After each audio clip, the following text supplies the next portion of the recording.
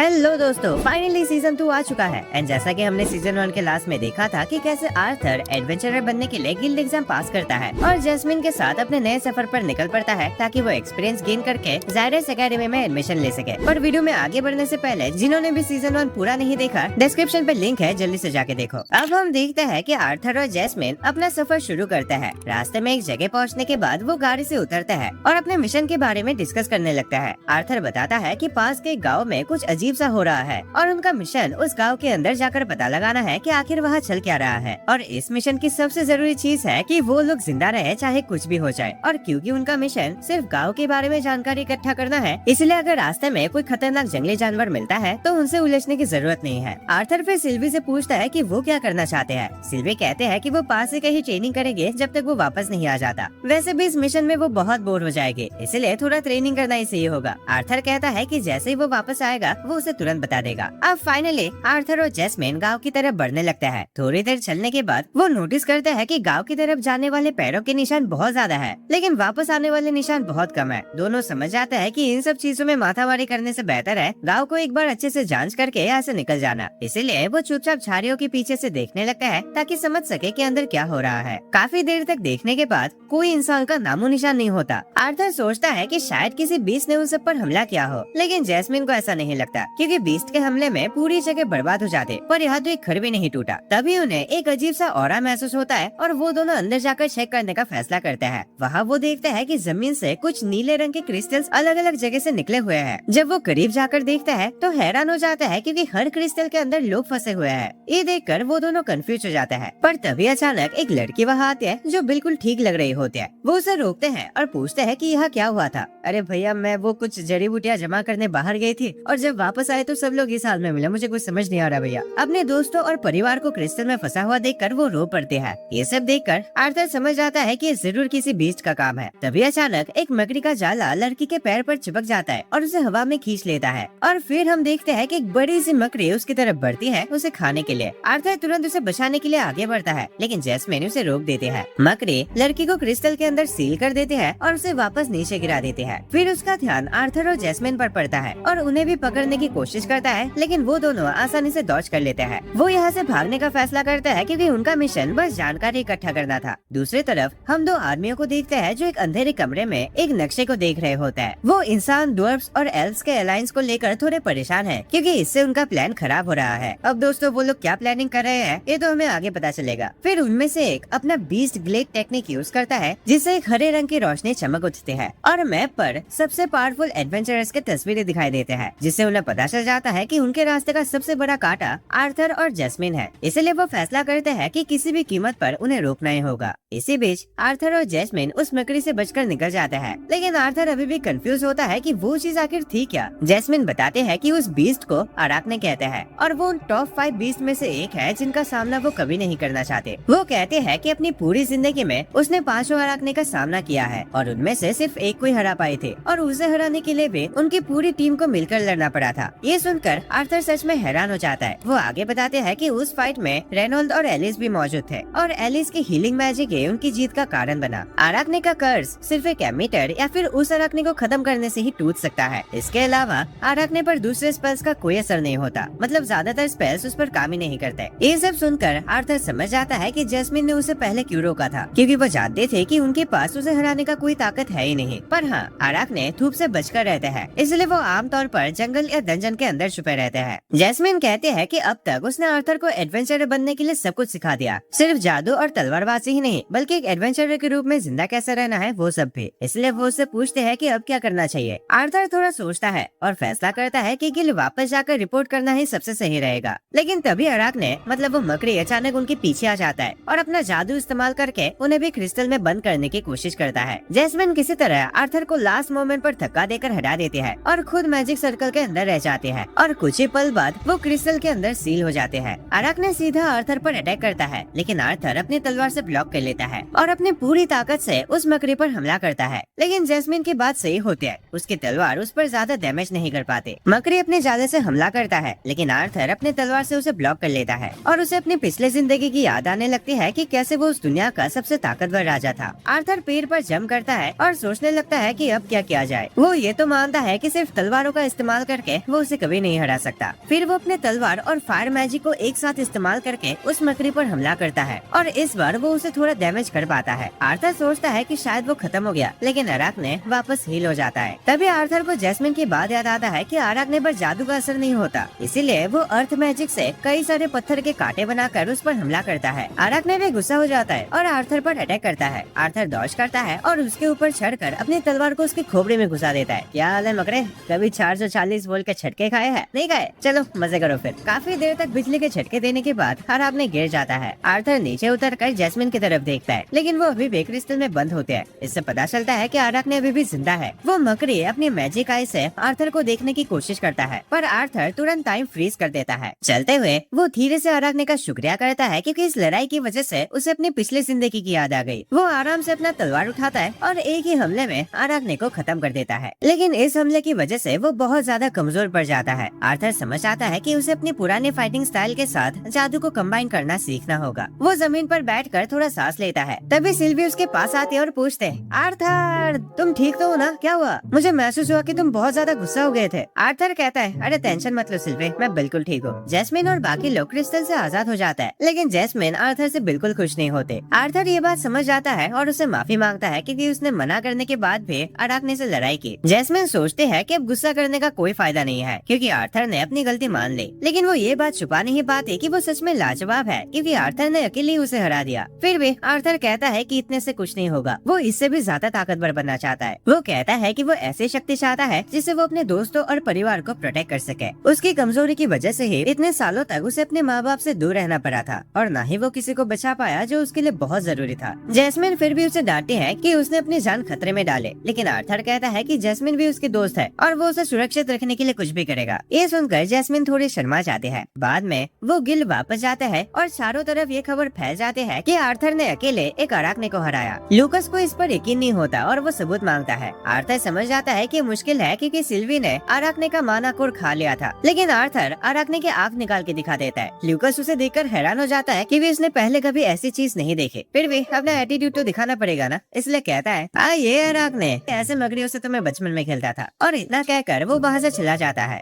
इसके बाद आर्थर अपने घर वापस जाता है। एलियनोर उसे वापस आते देखकर बहुत खुश होती है। आर्थर अपने फादर रेनॉल्ड को बताता है कि उसने अराकने को हरा दिया। रेनॉल्ड इम्प्रेस हो जाता है, लेकिन उसकी माँ एलिस बिल्कुल खुश नहीं होती और आर्थर को घुटनों पर बैठने को कहते हैं। वो उसे याद दिलाते हैं कि एडवेंचरर बनने से पहले उसने वादा किया था कि वो अपनी जान को खतरे में नहीं डालेगा। आर्थर कहता है कि एडवेंचरर बनने के लिए थोड़ा बहुत तो खतरा उठाना ही पड़ेगा ना, लेकिन एलिस बिल्कुल सुनना नहीं चाहते और कहते हैं कि वो अपने बात से पलटे ना। और जैस्मिन, तुम तो उसके साथ थी ना, तुमने उसे क्यों नहीं रोका? भाई अराकने से लड़ाई की है तुम लोगों ने, पागल हो गए हो क्या तुम लोग? कुछ हो जाता तो क्या होता? रेनॉल्ड इस बात को ज्यादा सीरियसली नहीं लेता और कहता है कि यार चलो जो हुआ हुआ, अब से थोड़ा संभाल के रहना। जैस्मिन तसल्ली देते हैं कि उन्होंने गिल में सब कुछ बता दिया है। रेनॉल्ड एलिस को कहता है कि पहले तो वो रोना बंद करे और खुश हो कि आर्थर सुरक्षित घर वापस आ गया। एलिस खुद को संभालते हैं और आर्थर को कहते हैं कि उसे दोबारा इतनी टेंशन ना दे। सब सेटल होने के बाद आर्थर और जैस्मिन ट्रेनिंग एरिया जाते हैं और बिना मैजिक के लड़ने लगते हैं। फिर वो तलवार से भी प्रैक्टिस करते हैं और पता चलता है कि वो दोनों ऑलमोस्ट बराबर है। मैच खत्म होने के बाद वो झुक के एक दूसरे को शुक्रिया करते हैं। आर्थर आसमान की तरफ देखकर सोचने लगता है कि तेसिया अब क्या कर रही होगी, और तभी दूसरी तरफ हम तेसिया और उसकी टीम को एक बड़े से चट्टान से भागते हुए देखते हैं। अगले दिन तेसिया और उसकी पार्टी एक रेस्टोरेंट में बैठे होते हैं और सोच रहे होते हैं कि अब आगे क्या करना चाहिए। कुछ देर बाद तेसिया कहते हैं कि उनका अगला मिशन कुछ जंगली सुअरों को पकड़ना है। उसके पार्टी मेंबर्स थोड़ा हिचकिचाते हैं क्योंकि ये मिशन इंसानों के राज्य में होने वाला है। वो इस बात पर थोड़ा डिस्कस करते हैं, फिर फैसला करते हैं कि जो होगा देखा जाएगा और निकलने की तैयारी करता है। जब तेसिया रेस्टोरेंट से बाहर निकलते हैं, एक एडवेंचरर उसे गिराने के लिए अपना पैर आगे कर देता है, लेकिन तेसिया तुरंत रिएक्ट करते हैं और उसे लात मारकर हटा देते हैं। इससे रेस्टोरेंट में माहौल थोड़ा गर्म हो जाता है और बाकी एडवेंचरर्स अटैक करने के लिए रेडी हो जाते हैं। तेसिया और उसके ग्रुप वाटर मैजिक का इस्तेमाल करते हैं जो एडवेंचरर्स को कैद कर देते हैं और वो लोग वहाँ से निकल जाते हैं। कुछ ही देर बाद एक गाड़ी आती है और वो लोग उसमें बैठकर अपना सफर शुरू करते हैं। स्टार्टिंग में तो सब कुछ अच्छा चल रहा होता है, पर फिर घोड़ों पर लुटेरों का एक ग्रुप आता है और गाड़ी पर हमला करते हैं। तेसिया और उसकी पार्टी बाहर निकलते हैं और उन्हें आसानी से हरा देते हैं। यहाँ हमें पता चलता है कि एल्व्स, इंसान और ड्वार्फ्स के बीच के संबंध कई सालों से खराब चल रहे थे और इसी चीज को सुलझाने के लिए उनके बीच एक समझौता मतलब एक अलायंस बनाया गया और उनके राज्यों के बीच शांति का प्रस्ताव रखा गया। पर अभी भी ऐसे काफी लोग हैं जो इस समझौते से खुश नहीं है और अपने से दूसरे जातियों पर अत्याचार करना पसंद करते हैं। अब जैसे जैसे तेसिया और उसकी पार्टी आगे बढ़ती है और इंसानों ने पकड़ने की कोशिश करते हैं, दूर किसी जगह पर एक काले कपड़ों वाला आदमी अपने जादुई नक्शे पर सब देख रहा होता है। इसी बीच तेसिया और उसके साथी सोचने लगता है कि उन पर बार बार हमले क्यों हो रहे हैं। वो समझ आता है कि एल्व्स को बहुत बड़ी कीमत में बेचा जा सकता है, इसलिए उन्हें बार बार पकड़ने की कोशिश किया जा रहा है। खतरे के बावजूद तेसिया हार नहीं मानते। वो सलाह देते हैं कि बाकी का सफर वो लोग गाड़ी के बजाय पैदल करेंगे। जब वो चल रहे होते हैं, फिर इस बात से परेशान होता है कि शायद इंसान उनसे नफरत करेंगे और उन्हें भगा देंगे, चाहे वो सिर्फ मदद ही क्यों न कर रहे हो। लेकिन तेसिया इस बात पर यकीन नहीं करते। जल्दी ही वो एक गाँव पहुँचता है, लेकिन गाँव के मुखिया उन्हें सिर्फ एल्फ होने की वजह से ही तुरंत भगा देता है। इसी वक्त आर्थर एक रेस्टोरेंट में अकेला बैठा ल्यूकस को देख रहा होता है। वो समझ आता है कि ल्यूकस का परिवार सैपियन किंगडम में सबसे पावरफुल है और उसे ये अजीब लगता है कि उनमें एल्व्स का खून भी है। ल्यूकस एलिजा के पास जाता है और उसे चिढ़ाने लगता है। पूछता है कि एक इंसान का ड्वार्फ जाति से क्या संबंध है। रुको, तुम इंसान हो भी या ड्वार्फ हो? एलिजा कहता है, अरे ये सब बहुत कॉम्प्लिकेटेड है। और रुको, तुम भी तो खुद हाफ एल्फ हो। हाइब्रिड साले, मुझे क्या बोल रहे हो? ल्यूकस बताता है कि वैक्स परिवार इस दुनिया के सबसे पावरफुल मेजेस पैदा करना चाहते हैं। तभी आर्थर बीच में बोलता है कि वैक्स परिवार एल्व्स के प्रति वफादार है, क्योंकि वो माना कंट्रोल में अच्छे होते हैं, चाहे बाकी इंसानी से सहमत हो या ना हो। ल्यूकस अपने हाथ में फायरबॉल बनाता है और कहता है कि वो इतना शक्तिशाली बनेगा कि इस पूरे दुनिया में कोई उसे चैलेंज नहीं कर सकेगा, और वैक्स परिवार का हिस्सा होने के नाते ये उसका एकमात्र गोल है। आर्थर ज्यादा रिएक्ट नहीं करता और बस उसे गुड लक कहता है। ल्यूकस हैरान हो जाता है बस गुड लक और कुछ नहीं बोलना।